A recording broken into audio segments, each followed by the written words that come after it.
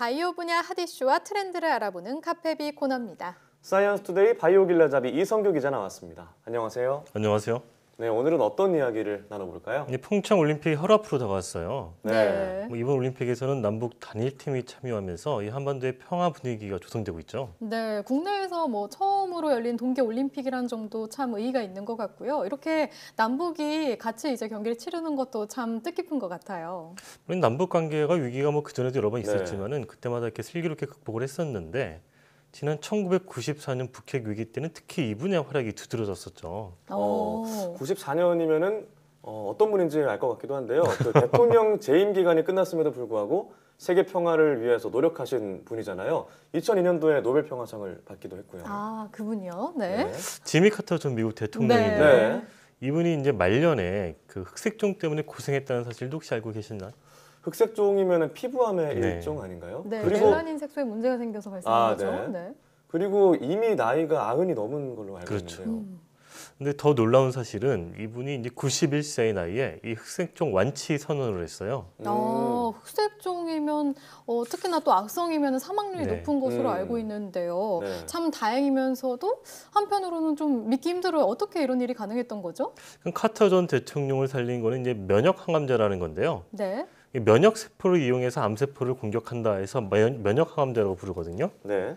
이 면역 세포는 이제 인체 내에서 바이러스나 세균과 같은 외부의 적을 공격하는 일종의 군대라고 볼 수가 있어요. 방금 면역 세포를 이용해서 암을 치료한다 이렇게 말씀을 하셨는데 어떤 원리로 작용하는 건가요? 근데 면역 세포가 일종의 군대라고 말씀드렸잖아요. 네.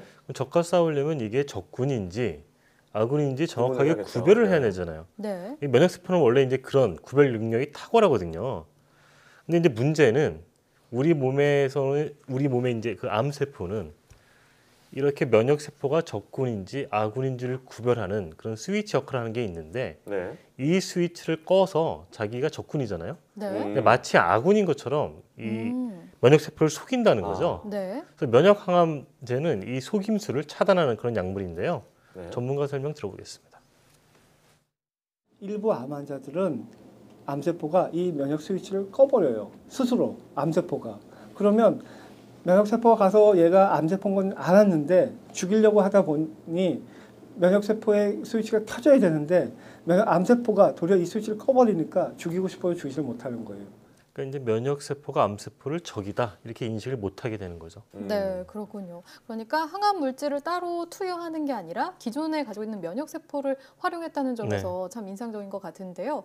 그런데 이 면역 항암제가 이 지미 전 대통령에게는 흑색종 치료에 사용됐잖아요. 다른 암에도 적용이 되는 건지 궁금해요. 그러니까 이 항암제가 이제 세계적으로 주목을 받은 거는 카터 대통령을 살려내면서 전 세계적인 주목을 끌었는데 그때 흑색종이었죠.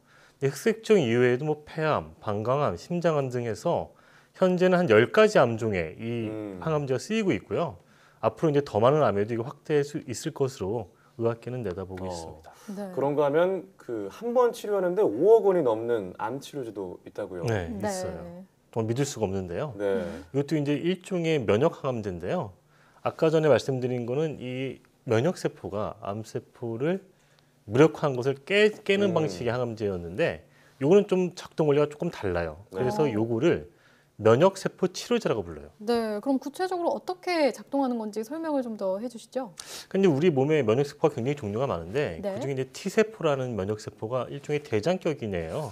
네, 저희 코너에서도 몇 번 언급을 했었죠. 이 T세포가 이제 어떤 그 전투를 진두지휘하는 그런 애라고 볼 수가 있는데 이 T세포가 암세포를 인식하기 위해서는 암세포에는 있고 정상세포에는 없는 그런 특별한 물질을 인식을 해야 되거든요. 우리가 이제 이런 물질을 항원이라고 부르는데 그 T세포가 이 암세포의 항원을 인식하면은 걔를 이제 공격할 수가 있게 되는 거죠. 근데 이 T세포가 그 항원을 잘 인식하지 못해요. 그래서 우리가 인위적으로 이 T세포를 유전자를 조작을 해서 이 T세포가 그 암세포의 항원을 더 잘 인식해 주도록 만들어줘서 치료하는 게 이 면역세포 치료제인 거예요. 전문가 설명 들어보고 이어가겠습니다. T세포가 잘 인식을 못하니까 T세포를 우리가 조작을 합니다. 조작을 해서 항원을 더 잘 인식하게 작동을 시켜줘요. 그러면 T세포가 가서 항원을 인식하고, 즉 암세포에 있는 항원을 인식하고 얘가 남이구나 하고 인식해서 공격하는 능력을 만들어준 거죠. 이 T세포를 이용한다고 해서 카티라고 부르거든요. 네, 카티의 T는 카티. T세포고 앞에 칸은 이제 뭐 카이메릭 안티젠 리셉터라고 그래서 그 항원을 갖다 붙여줬다 뭐 이런 뜻입니다. 지난해 미국에서 세계 최초로 이 백혈병에 대한 카티 치료제가 승인이 났습니다. 네, 환자의 몸속에 있는 T세포를 유전자 조작해야 된다고 하는 걸로 알고 있는데 이게 쉽지는 않을 것 같은데요. 그러니까 일단 이제 환자의 몸속에 있는 이 T세포를 꺼내야 되겠죠. 네. 그런 다음에 얘를 유전자 조작을 해야 돼요. 네. 그리고 다시 환자 몸속으로 주입을 해야 돼요. 이게 굉장히 복잡하잖아요. 그러니까 이제 가격이 억대로 호가하는 건데 네. 이게 비싼 가격에도 불구하고 장점은 또 있어요. 어떤 점이 그렇게 장점인 거죠?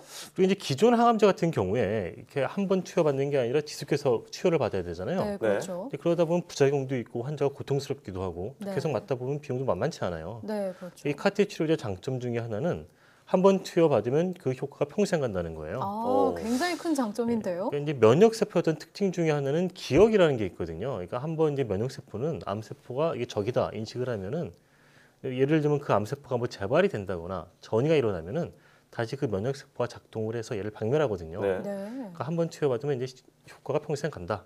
그래서 비싸다 이렇게 할 수 있겠습니다. 네, 얘기를 듣고 보니까 장단점이 있는 것 같아요. 네, 카티는 최신 암 치료 방법인데 그 대상 암종은 어떤가요? 그러니까 이제 카티 치료제는 처음에 이제 소아를 대상으로 이게 나왔다 그랬잖아요. 소아 백혈병을 대상으로. 네. 이 카티 처음에 이 치료를 받은 이 환자에 대해서 재미난 일화가 있는데 그 이제 백혈병에 시달리는 그 에밀리라는 아이가 있어요. 에밀리 화이트헤드라고. 네. 이 친구가 이제 5살 때 2010년 무렵이거든요. 네. 이제 어떤 항암 치료도 효과가 안 된다는 거예요. 근데 이제 그 당시에 미국 뭐 펜실베니아 연구팀에서 카티라는 새로운 항암제를 개발하고 있다는 소식을 이 가족들이 들어요. 그때는 이제 승인이 되기 전이고 임상 연구 단계였는데 네. 그래서 이 가족들이 그럼 한번 그 치료를 받아보자 해서 그 치료를 받고 지금 한 7년, 8년이 지났는데 현재까지 건강하게 잘 자라고 있습니다. 네. 그래서 이제 그 처음에 대상으로 소아를 대상으로 한 백혈병 치료제였는데 지금은 이제 성인을 대상으로 한 백혈병까지 그 적용증이 확대됐습니다. 네, 그렇군요. 특히나 또 암은 한국인 그 발병 사망률 1위에 부동의 1위를 차지하고 있잖아요. 그런 점에서 그러면 이런 치료제들이 이제 개발이 되니까 암을 좀 미래에는 정복할 수 있지 않을까 이런 희망적인 생각도 드는데 네. 어떻게 보시나요? 현재 카터 대통령을 치료한 면역 항암제나 이 에밀리를 구한 뭐 이 면역세포 치료제나 네. 기존에 우리가 썼던 항암제하고 좀 차원이 다른 굉장히 획기적인 항암제면 틀림이 없어요. 네. 부작용도 훨씬 적고요. 그렇다고 해서 이들 항암제가 모든 암에 다 적용할 수 있다.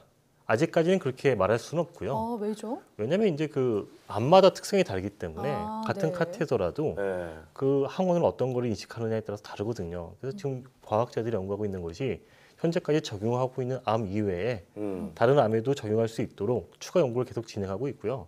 그 기존에 이제 항암제도 굉장히 효과가 좋은 것들이 있어요. 네. 근데 이런 항암제들을 지금 최근에 나온 이런 항암제하고 병행해서 쓰면은 효과가 더 좋거든요. 그래서 그거에 대한 임상 실험도 진행이 되고 있고, 그러니까 앞으로 더 앞당길 것이다 이렇게 희망적으로 볼 수가 있는 거죠. 네. 그렇군요.